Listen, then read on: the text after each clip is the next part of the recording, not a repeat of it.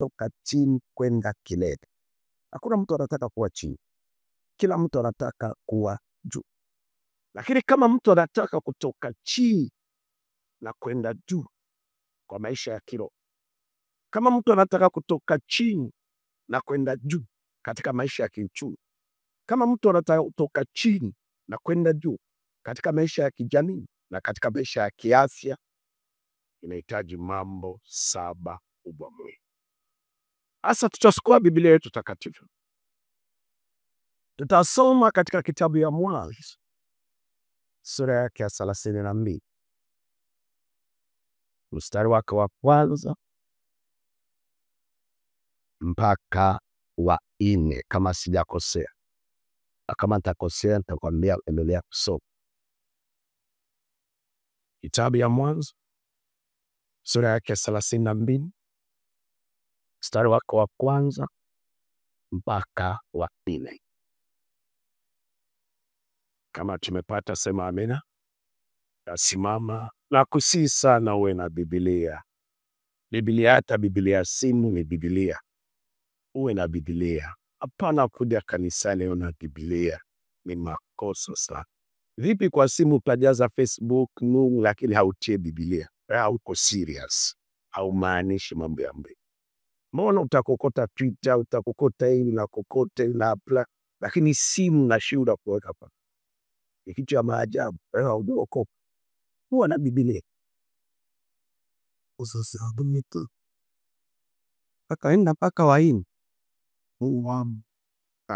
Ma stand.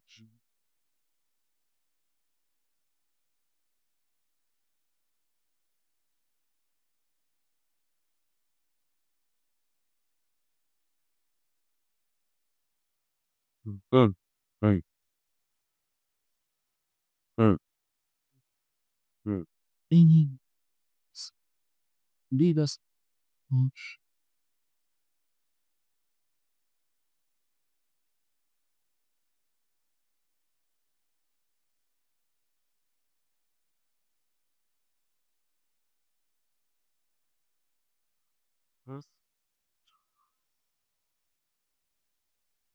Umefika? Simamia pale tu chini story najua simamia. Wakati utaketi. Mahali tumetoka kusoma maandiko matakatifu ni katika kitabu ya Mwanzo sura yake ya 32.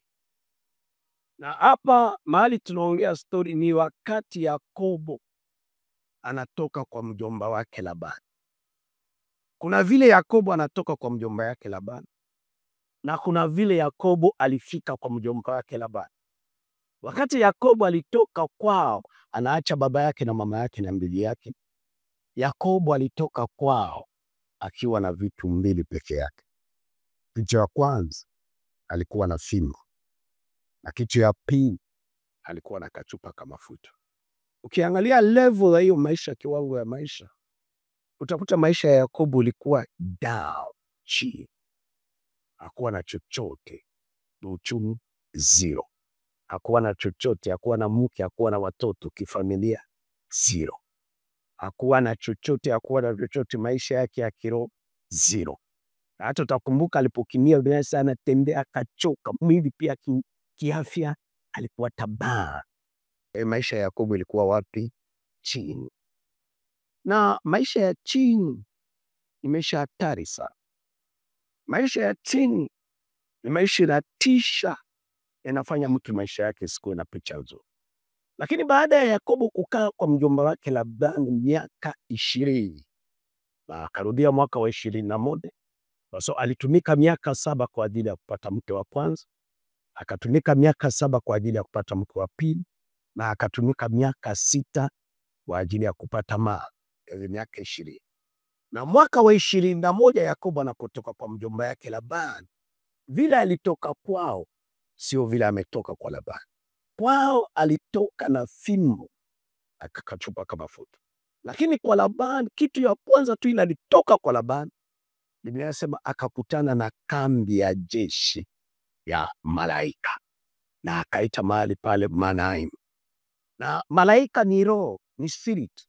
malaika aonekane na macho ya kibinadamu. Nikwambia, Mungu ni roho, shetani ni roho, malaika ni roho, mapepo ni roho.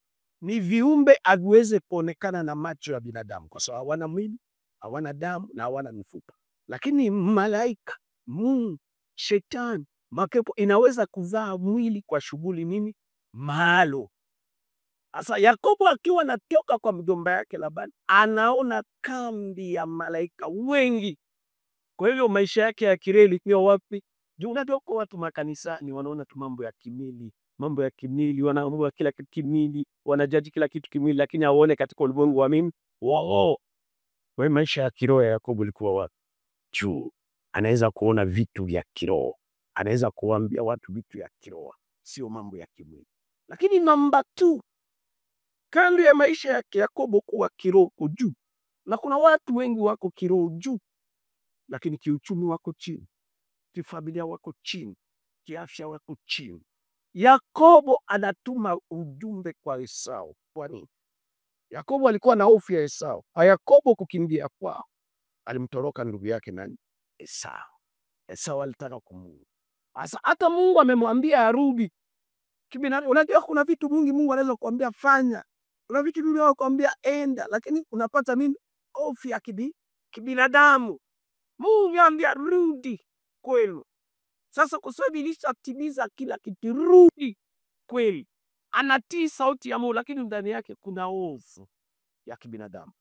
Kufanya hiyo hatua inamchukua nguvu.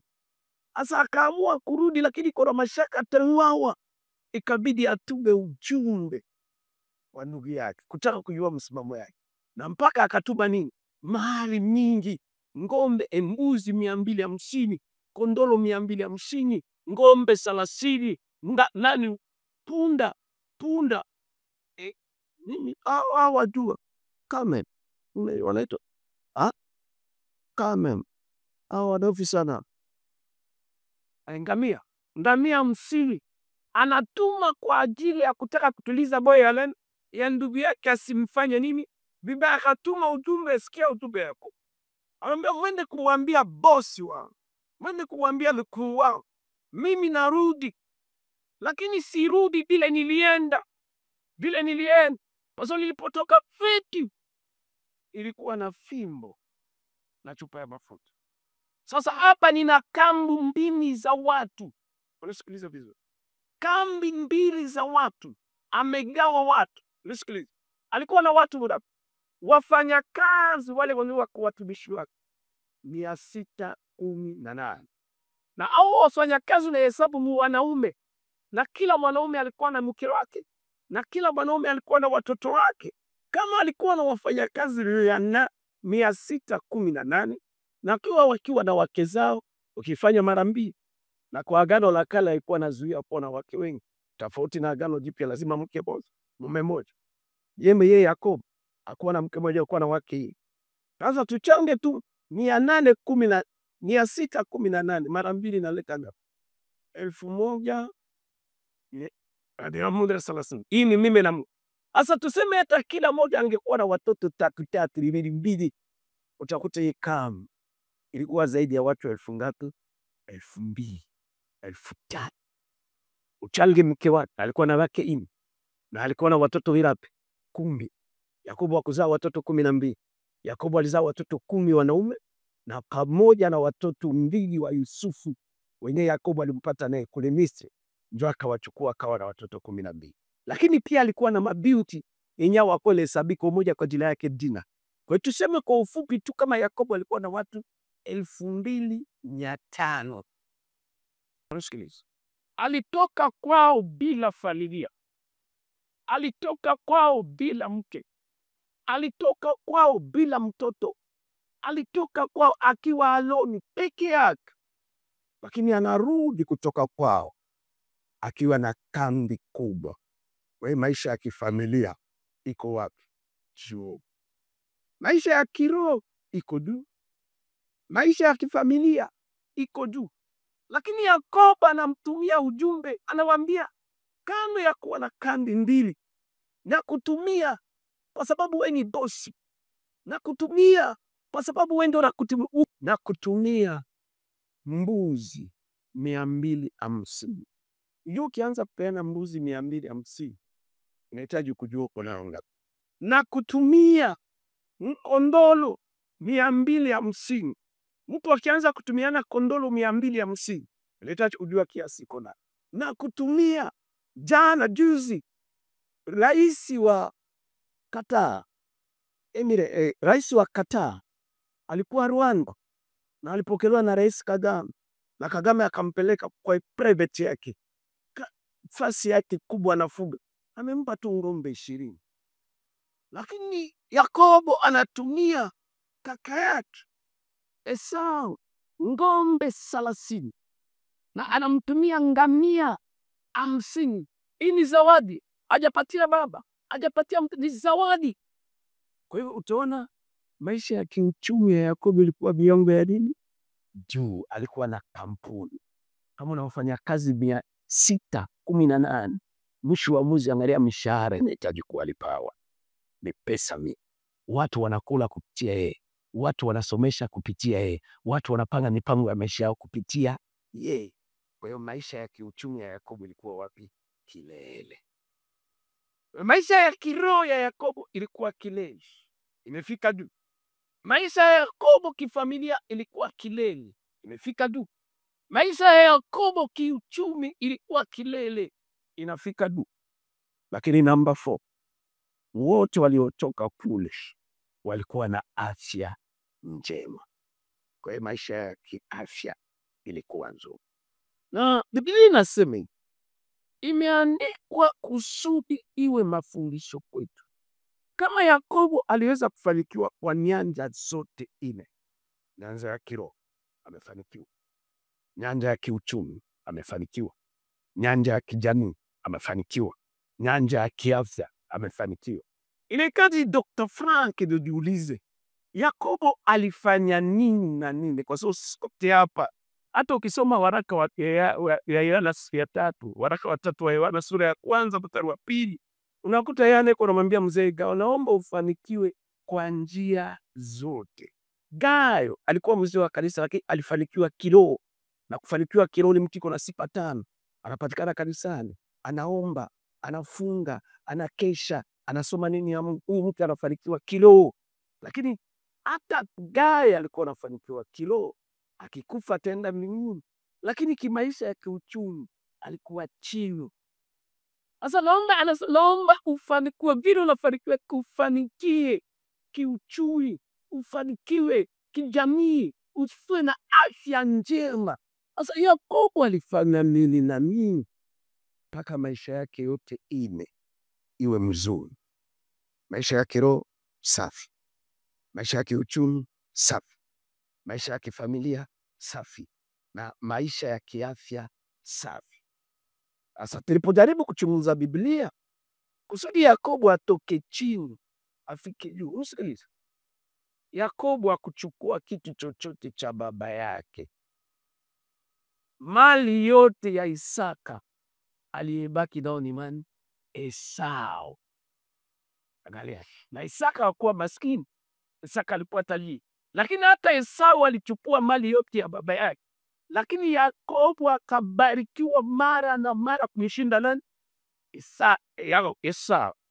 Lord sikiliza, na familia ya Yakobo inatawala dunia nzima mpaka leo.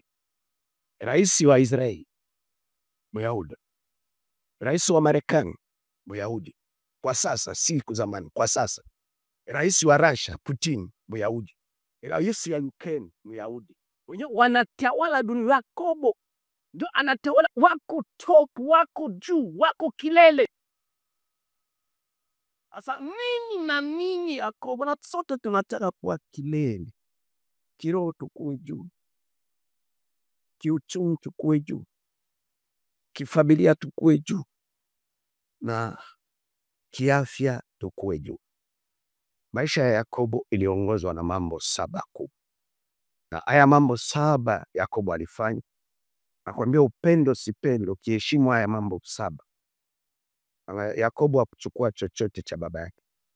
Yakobo hakupata chochote kwa mjomba wake. Yakobo ni Mungu alishughulika for everything. Yakobo hatoki chini na kwenda juu, lakini maisha ya Yakobo ilihitaji kuongozwa na mambo 7.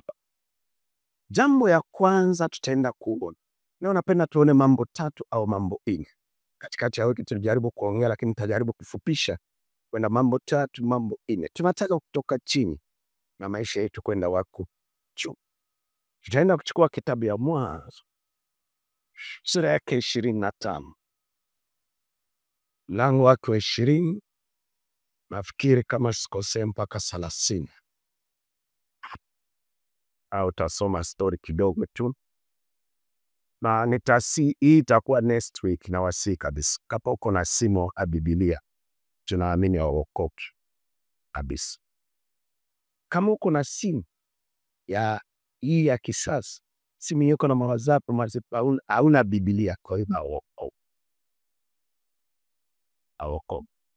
Aso mtu anaweka vile vitu anapenda, wewe kwa moyo wako haupendi maneno ya Mungu. Na kama usome neno ya Mungu peke yake, unakomaje? Unailukaje? Na kwa neema tuko hapa kwa ofisi, kama kwako kwa nyumba uwezi, kwa una uwezo ya kununua bando kuweka, tuna internet hapa, tuna download tu simu. Soma neno ya Mungu peke yake, rudia nyumbani, ikague tena, uichunguze. Biblia inasema Wakristo wa Berea walikuwa wazuri, wanafunzwa kisha wanarudia nyumbani, wanachunguza tena hiyo maandiko. Sasa wakati hauna Biblia kabisa, hauna, inarudiaje nyumbani kuangalia, kuchunguza hayo maandiko? It is impossible. Sasa utakomaje? Utakuaje? Na kwa kupata vitu ya kilini, kwa kupata vitu inategemea kwa kilo uko juu kiasi gani. Kama kilo uko chini, haupati vitu ya kiuchumi, haupati vitu ya kifamilia. Basi kitabu ya Mwanzo na kusikisha ibada. Kama hauna simu, tuna internet hapa, wakupatie kodi ya internet yetu, udownload, uwe na simu, uwe na Biblia ndani ya simu. Mwanzo 25 kuanzia mstari wa 20.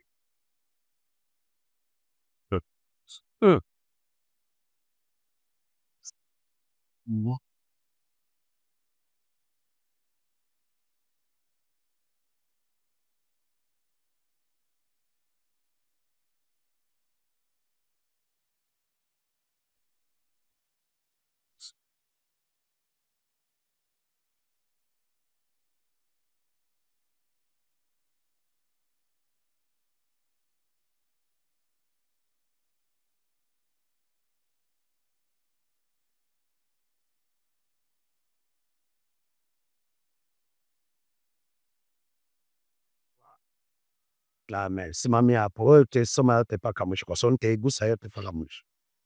Chakachi. Biblia inasema Ibrahimu akamzaa Isaka. Na alipomzaa Isaka, Ibrahimu alipotimiza miaka 40. Kwa nini 40? Kwa sasa watuseme mtu anahitaji kuoa na miaka 40. Hapana. Kwa kuoa kuna masharti 11. Kwa mwanaume kuoa na mwanamke kuolewa. Nakwambia biashara jaribu, masomo jaribu, kila kitu kwa maisha jaribu. Lakini kuoa na kuolewa usijaribu. Lazima ikuwe sawa sawa na mapenzi yako. Na masharti 11, sharti ya kwanza ya mwanaume sio umri. Mwanaume ana konfa ya kuoa wakati iko na kazi. Na mwanaume wote wasio na kazi hapai kuoa. Sasa kuoa inaweza tamaa yote ya mwanamke atakayetimiza ni mwanaume. Kuoa ni kuongeza gharama. Sasa Isaka baba yake Ibrahimu alikuwa tajiri. Alikuwa na ng'ombe 7,315, tajiri. Mtoto ndiko nabaki na milioni. Isaka alipotimiza miaka 40, watu wa Agano la Kale walikuwa na dumu siku mingi kuliko sisi, akaoa mwanamke. Na alipooa mwanamke kwa jina yake Rebeka, mtu akisha oa na kuolewa, kitu wanatarajia kupata watoto.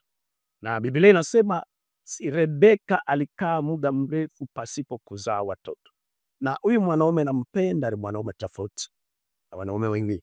Na wanawake wengine pia nawapenda, ni wanawake tofauti. Mara mingi kwa ndoa, hapa kanisani kila kitu ni kiroho.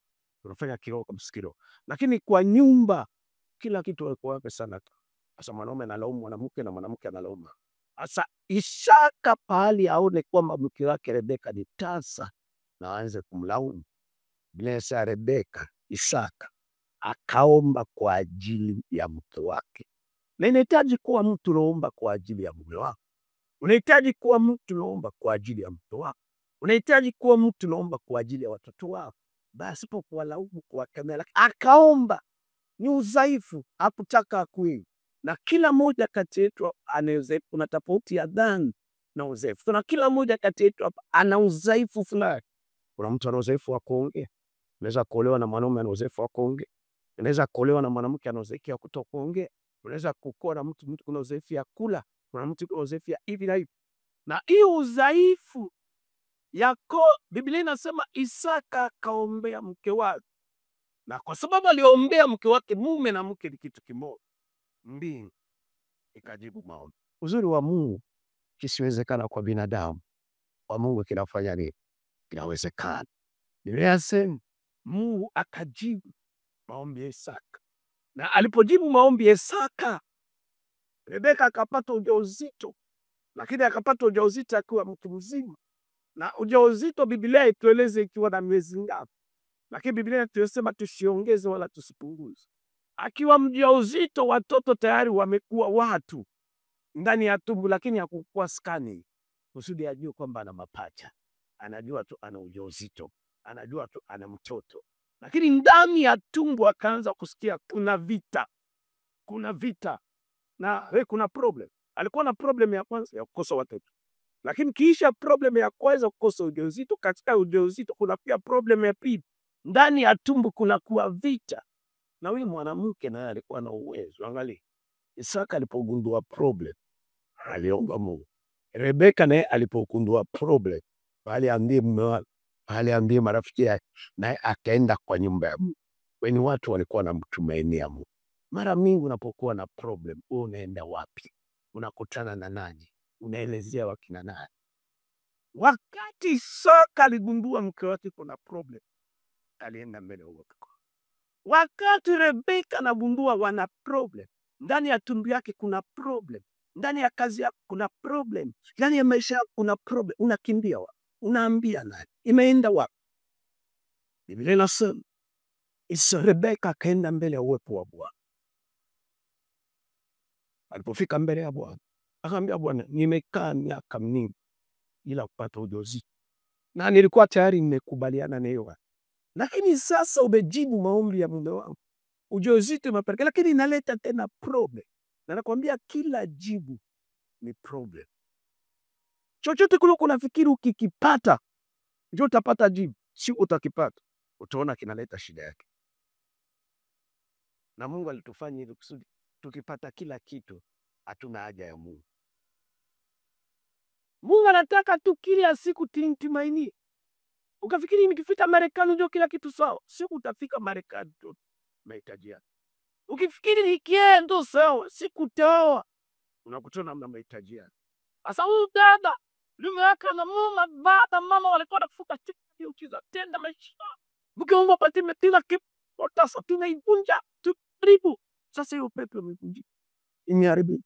Lakini nakuja na shida, watoto wanaanza kupigana ndani ya tumbo. Na tunataka mwaka ujao, hata kama wao ujiombe, mimi nakuombe. Unajua maombi yangu kwa washirika wetu kabisa. Nataka washirika wetu watoke kwa daladala, wakuja na kadhalika kaistika kia kuja pakina. Unapotoka kwa daladala, unasema jina ya Bwana bariki. Lakini inakuja na mahitaji. Kwa daladala unalipa 500 fika hapo. Kwa daladala unalipa 1000 fika. Lakini ukianza kuja na kadhalika yako, tayarisha 10,000, 20,000, 50,000 kuweka mafuta ndani. Kila jibu inakuja na problem yake. Jina la Bwana libarikiwe. Akaenda mbele ya uwepo wa Bwana. Na alipoenda mbele ya uwepo wa Bwana, akamuuliza Mungu, sasa hii tena hii inakuwa problem gani? Mungu akamwambia, aliambia watoto wawili, aambia mataifa mbili. Maelewa mtu hawezi kuwa na taifa ya mtu mmoja. Kwa kuwa taifa ni mamilioni na mamilioni na mamilioni. Ambia ni mataifa mbili iko ndani ya tumbo yako. Lakini mdogo atakuwa mkubwa na mkubwa atatumikia nani? Mdogo. Hiyo ni neno ya nani? Ya Mungu. Na Mungu akisema ni amini kweli na nini? Na amini. Uwe na njia, kusio na njia, Mungu anaweka nini? Njia. Akarudia. Elewa, Mungu akaongea na Isaka. Mungu ameongea na nani? Na Rebeka. Mama ndo amejua hiyo secret. Watoto wakazaliwa. Kwa hiyo mapenzi ya Mungu kabla ya Yakobo kutoka ndani ya tumbo. Mapenzi ya Mungu. Mungu alitaka Yakobo akuwe nani? Top. Afike kile. Hiyo ndio mapenzi ya Mungu. Na kama tunataka kufanikiwa kutoka chini kwenda juu, hatua ya kwanza lazima kile kitu tunataka kufanya ifanane na mapenzi ya nani? Kwa sababu Mungu aweze kukutoa chini na kupeleka juu kinyume na mapenzi yake. Sasa kuna watu wanangangana. Kuna watu wanapambana. Kuna watu wanafanya vitu mingi lakini havifanani na mapenzi ya nani? Ya Mungu. Esau alipambana kila jioni. Miskini, wakati wa kuzaliwa. Kwa sababu Yakobo mimba ilisikia. Ni mtu alisikia.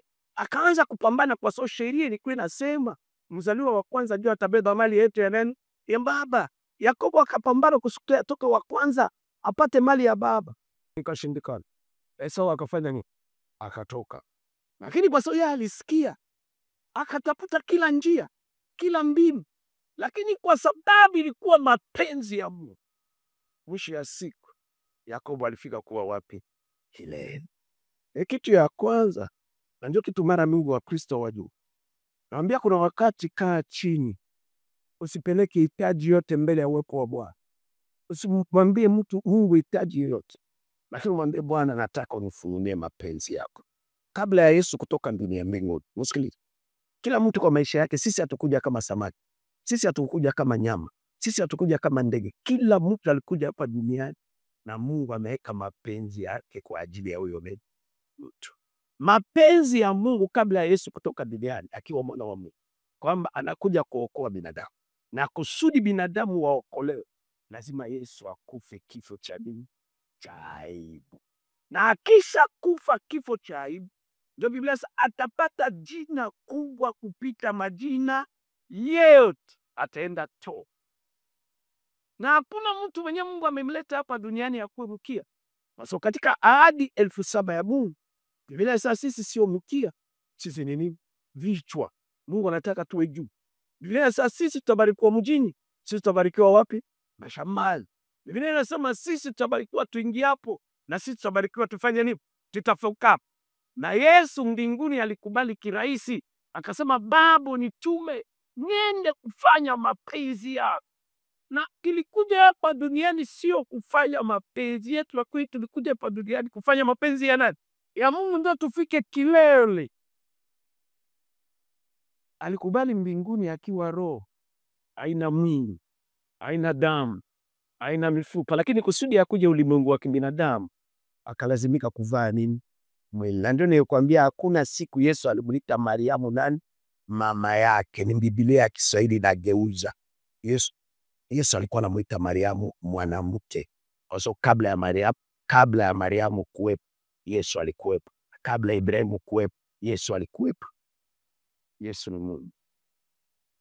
Hiyo roho ilikuwa ndani, ndio ilivaa mwili. Alipofika duniani akaanza kuhubiri miujiza. Uponya, akapata vitu ya sifa, anajulikana nini? Lakini bado hajafanya mapenzi ya nani? Ya Mungu. Itampeleka wapi? Kilele. Lazima kama tunataka kutoka chini kwenda juu, lazima vitu tunafanya kwa maisha yetu havina vifanani na mapenzi ya nani? Ya Mungu. Na ilipofika sasa wakati ya mapenzi ya Mungu kwa maisha yake, yeye atoke chini ende juu. Elewa, yeye anadua. Si tuko na jaribu. Yeye waliweka sinema mbinguni. Walionyesha kila kitu, bila atazaliwa wapi, atakuwa vipi, miujiza nini na nini. Kila kitu ilionyeshwa, na vile atakufa kifo cha aibu. Sasa wakati ya mambo yote ya raha ilipoisha, inafika sasa wakati wa kufanya mapenzi ya Mungu. Mambo ya shida, ya aibu, kuzalanishwa, kupigwa, kuumia.